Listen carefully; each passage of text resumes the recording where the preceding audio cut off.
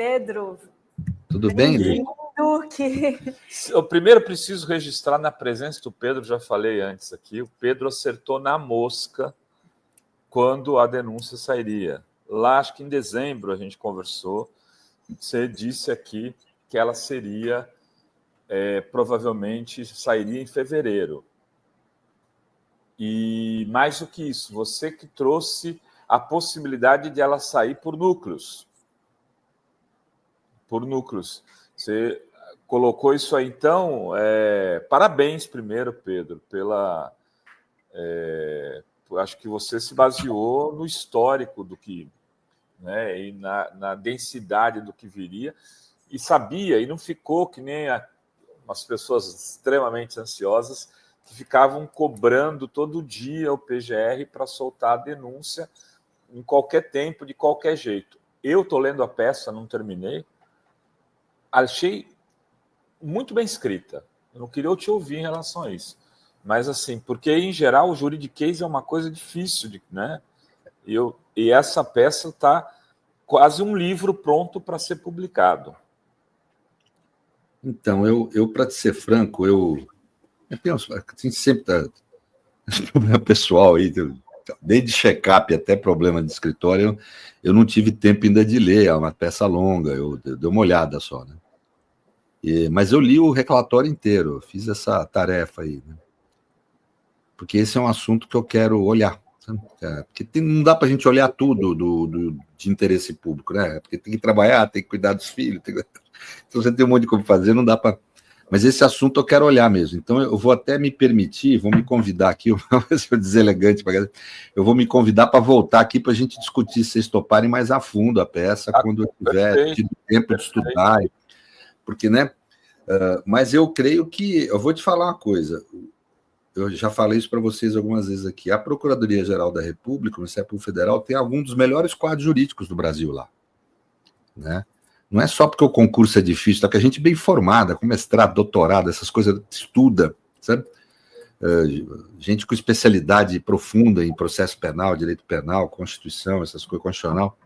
Então, francamente, não é de surpreender que esteja muito bem feito, né? Não é de surpreender, no plano técnico. Eles têm uma tarefa grande agora, nós temos que entender.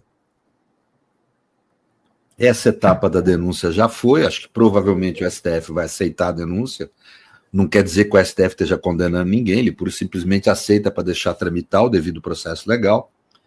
A tarefa da Procuradoria agora é grande, é tentar demonstrar a materialidade do delito, isso eu acho que ela recebe uma grande ajuda do relatório da Polícia Federal, e um grande problema dela é demonstrar a existência da autoria, ou seja, que os principais réus aí, pelo menos, foram autores do delito, né?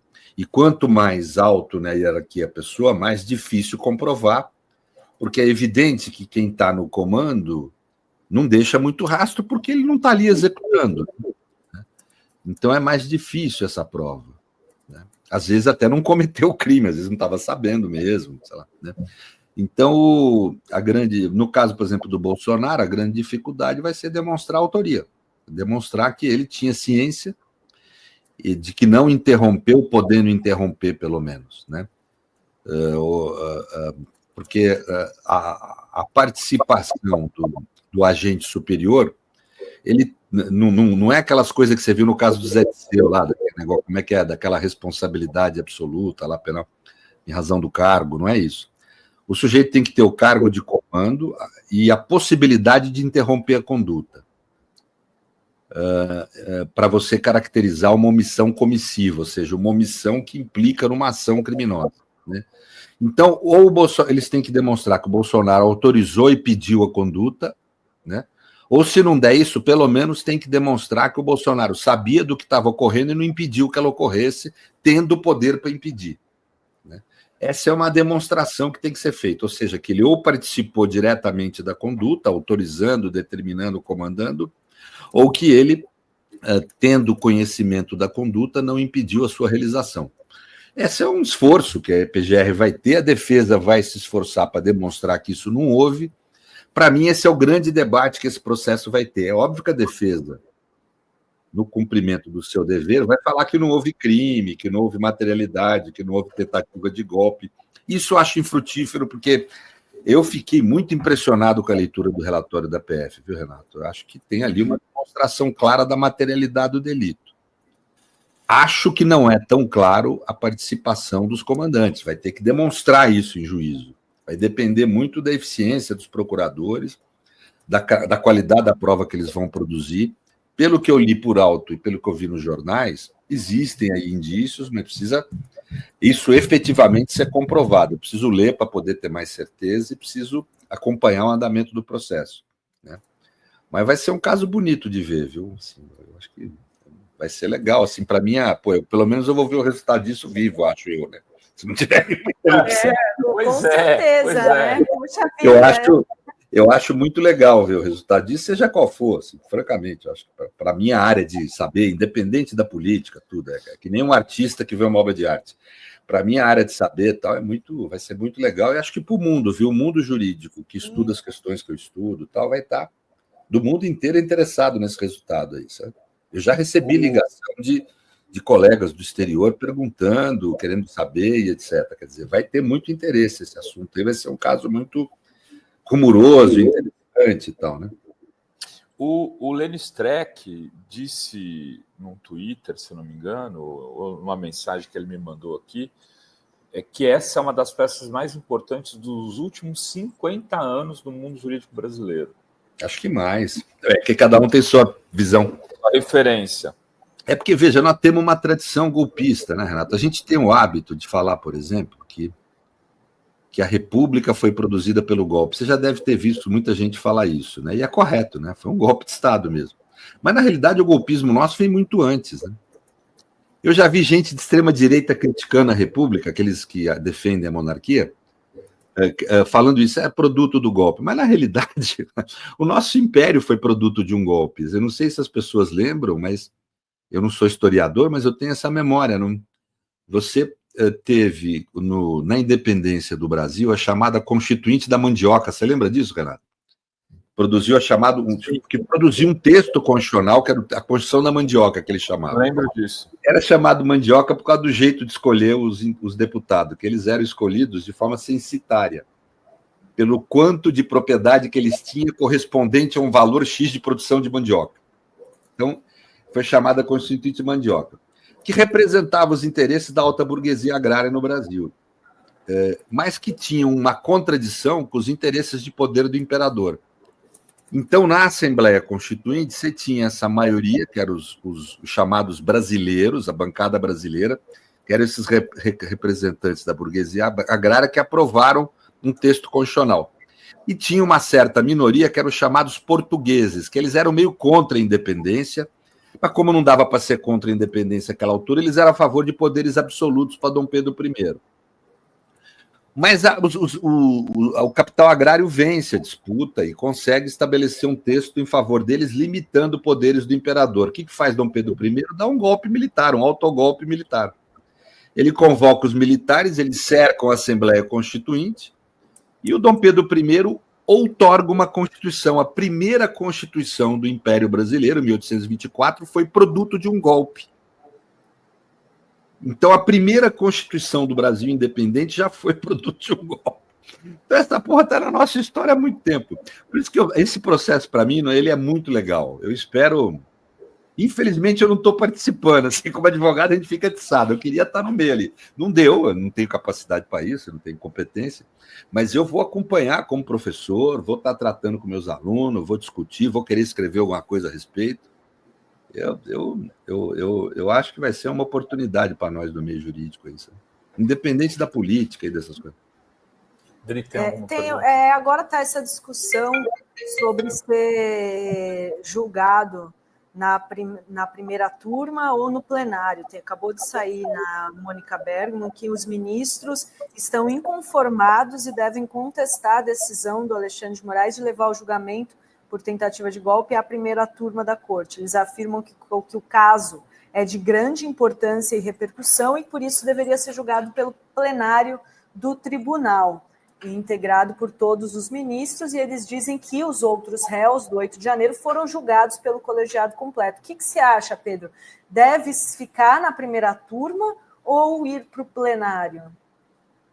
Olha, eu vou ser franco, eu vou botar a minha posição clara aqui. Nessa hora, eu defendo os direitos, primeiro. Então, por exemplo, para mim, não teve prova da autoria de Bolsonaro, tem que inocentar Bolsonaro. Tem que ter essa coragem histórica. Ah, ele é culpado? A gente até pode saber que sim, mas se não tem prova no processo, não tem que condenar. E eu sei que é antipático falar isso aqui.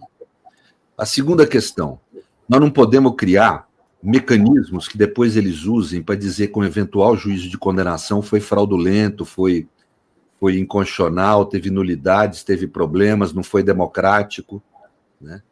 Então, se eu fosse o ministro Alexandre, estou falando se eu fosse ele, eu não sou, não é para mim que o calo aperta, né? Eu levaria para o plenário, para não ter dúvida. Qual que é a instância maior do Supremo Tribunal Federal? O plenário. Entendeu?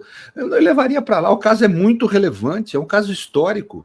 Vai constituir a nova jurisprudência de uma lei importantíssima, que é a Lei de Defesa da Democracia. Então, eu acho que ficar criando esse tipo de problema não favorece o processo, porque vai ter o backlash. Eu falei quantas vezes aqui isso, Renato? Você falou que ia julgar não sei o quê, pois eu estou falando aqui, vai ter o backlash. Esse julgamento não acaba no dia do julgamento. Vai ter reação política. Então é importante que ele seja inquestionavelmente legítimo. Então eu acho que ficar criando esse tipo de problema, na minha opinião, que me perdoem, a esquerda em geral, acho um baita equívoco. Eu vou, do mesmo jeito que eu falava no passado, olha, vai ter denúncia. Eles vão pegar os caras por cima, todo mundo, não, eu estou deixando escapar, os caras vão pegaram, né? Pois agora eu estou dizendo, vai ter backlash, esse julgamento não termina. A experiência histórica do direito demonstra isso. Esse julgamento não termina no dia de julgamento. A gente pode ter o discurso que foi correto juridicamente para defender, até porque é correto, o Alexandre não errou a mandar para a primeira turma, teve uma reforma de julgamento, de regimento que determina isso, ele não está errado no plano técnico-jurídico. Mas a realidade é que é melhor mandar para o plenário para não ter dúvida, nós temos que ter esse critério. Porque se sair uma condenação de um cara importante como o Bolsonaro, vai ter reação, né, inclusive internacional, nós vamos ter que resistir, mostrar que houve legitimidade. Então eu acho que a melhor coisa aí é estar no ambiente que é inquestionável dentro do Supremo, que é o plenário. E aí é a nossa jurisdição falando, é a nossa autonomia, a nossa soberania nacional, né? Não tem o que discutir, entendeu? A gente tem como enfrentar, né? A outra coisa, eu acho que a tramitação desse processo tem que ser assim correta. Os direitos dos réus têm que ser obedecidos. Por isso que eu falei aqui, se não provar a autoria, seja de Bolsonaro ou de alguém lá, tem que declarar inocente, né? Por isso que tem que ter rigor na prova. Cada um lá tem direito, pelo menos, a 8 testemunhas. Tem que ouvir as 8 testemunhas que eles apresentarem. Não pode ficar, sabe? Tem que fazer tudo. Todo o processo tem que ser bem feito. Tem que dar uma lição de democracia nesse caso, né? A vitória aí não é condenar, a vitória é aplicar a Constituição e a lei. Nós estamos falando de justiça, nós não estamos falando de disputa política. Se a gente quer manter o poder, nós de esquerda, queremos manter o governo, vamos ganhar a eleição. Vamos tratar disso. Vamos convencer a sociedade que o governo Lula é bom, que é melhor manter a democracia. Vamos convencer a sociedade disso, né? Ali é uma discussão de justiça, dos direitos, né?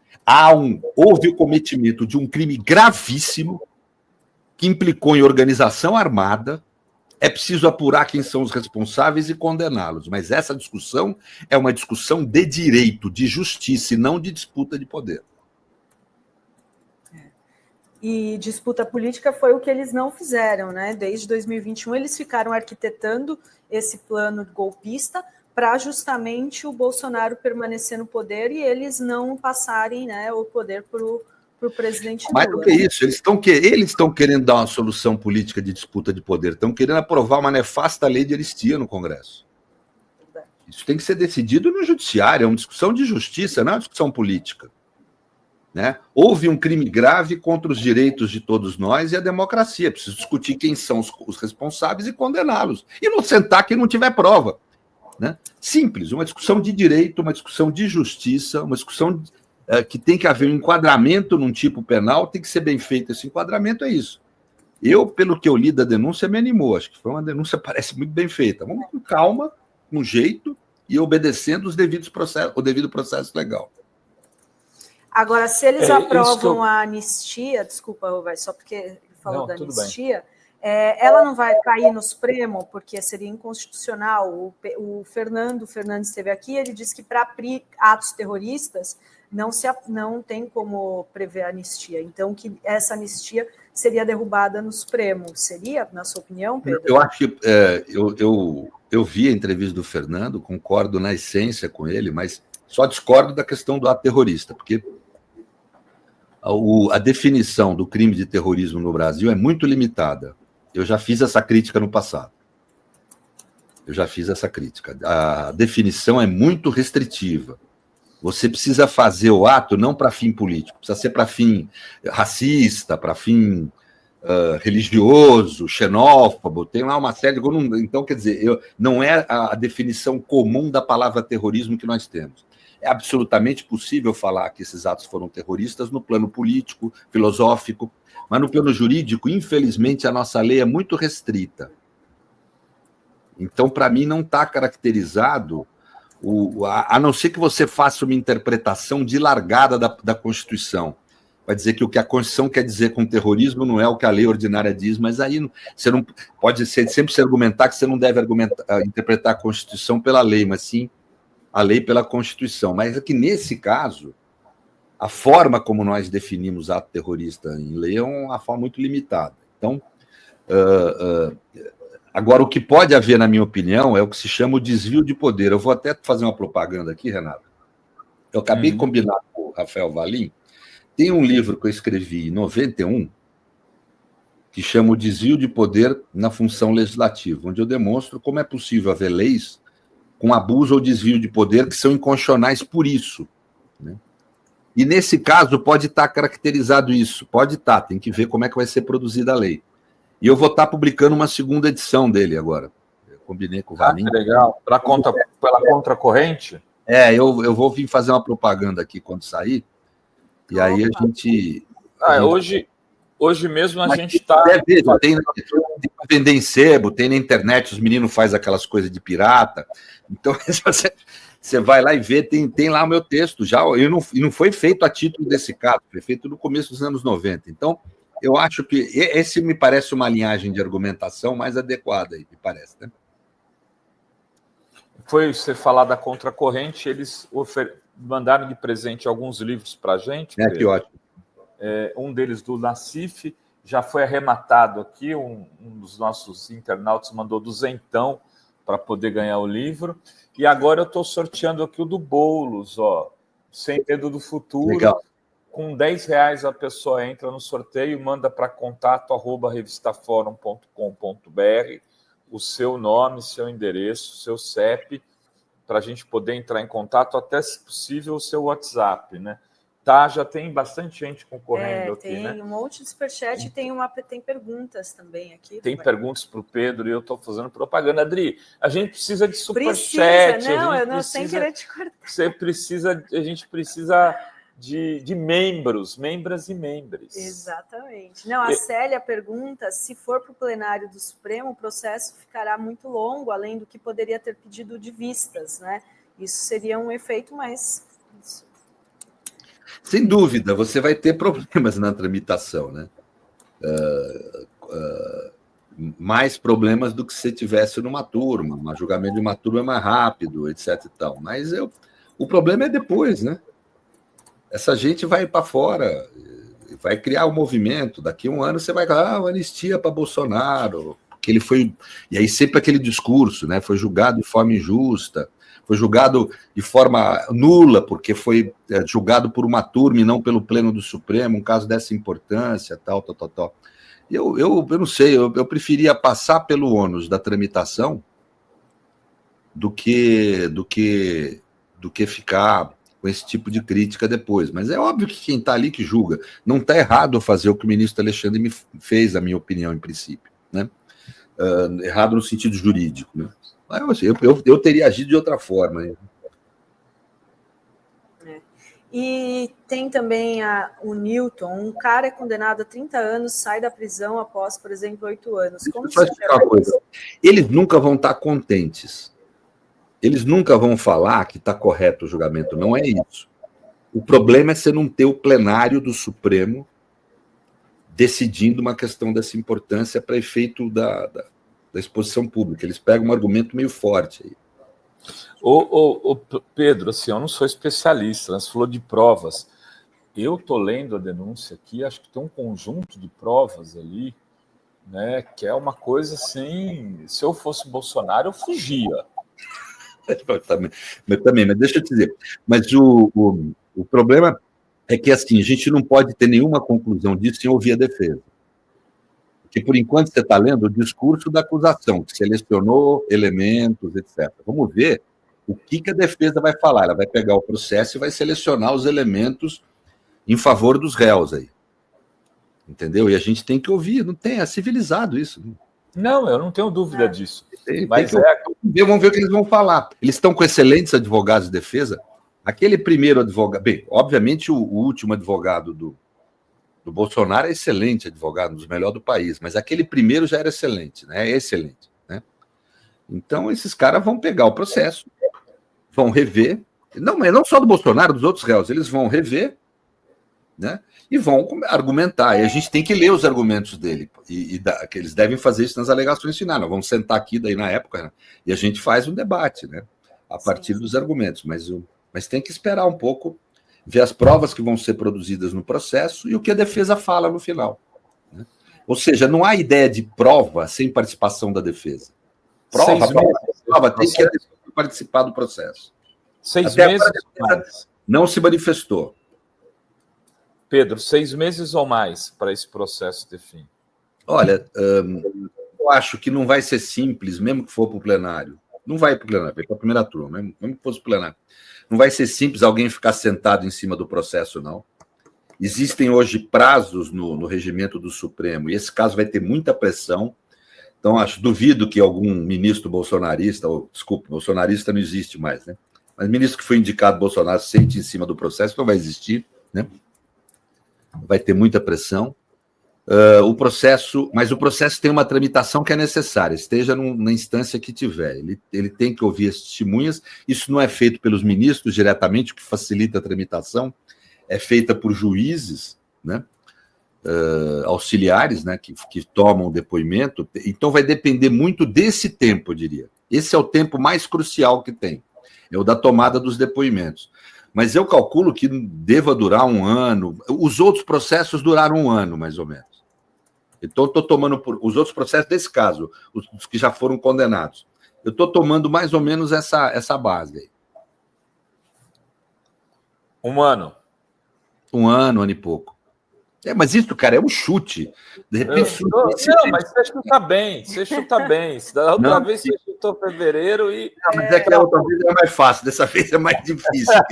Primeiro tem que ver essa decisão, se fica na primeira turma mesmo, se vão levar para o plenário, como é que, e principalmente como vai ser a agilidade que os juízes vão ter para ficar ouvindo essas testemunhas e tal. Pedro, já está combinado. Terminando de ler, você fala, acabei. Pronto. Gente convida de novo, tá bom? Exato. Aí eu vou ter acabado de ler também. Eu também, eu estou na página. Aí a gente vai estar todo mundo na mesma página. Pronto, aí a gente conversa melhor sobre isso. Mas eu acho que é isso. Obrigado pelo convite, viu, Renato? Obrigado a viu, você, muito obrigada, Pedro. Obrigado, mestre. Valeu.